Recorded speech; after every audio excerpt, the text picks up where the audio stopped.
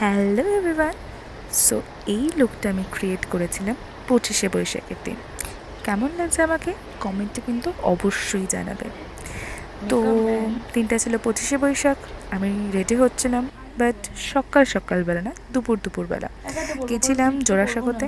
এই 25শে বৈশাখের দিনটা না খুব স্পেশাল আমাদের জন্য। আমাদের মানে যারা আমরা রবীন্দ্রভারতীর স্টুডেন্ট। যাই হোক, আমি এখন আর স্টুডেন্ট নেই, এক্স স্টুডেন্ট হয়ে গেছি।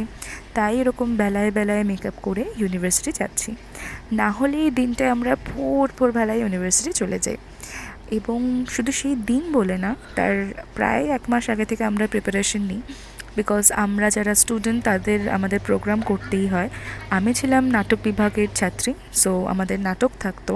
শুধু নাটক করা নয়, আমরা সেট থেকে শুরু করে সব কিছু একাই স্টুডেন্টরা মিলেই করতাম, টিচাররা আমাদের হেল্প করতো। সো সেটার একটা আলাদাই আনন্দ। এই দিনটাতে খুব মিস করছিলাম আগের বছরগুলো। কি করা যাবে, সবাই তো সারা জীবন স্টুডেন্ট থাকতে পারে না, সবাইকে একদিন বেরোতে হয়। কিন্তু আমি মিস করছিলাম আমাদের সেই পুরনো গ্রুপটাকে। পুরনো গ্রুপের তো সবাই আসবে না, আমরা 3জন খুব ভালো বান্ধবী। তাই আমি ওদের দুজনকে বললাম, তোরা কি আসবি? ওরা বললো অবশ্যই যাব। তো আমরা 3জন 3 বান্ধবী মিলে বেরিয়ে পড়লাম। আর পরেছিলাম মায়ের এই লাল রঙের শাড়িটা। কেমন লাগছে অবশ্যই জানিও, আর চ্যানেলটাকে সাবস্ক্রাইব করে দিও। বাই।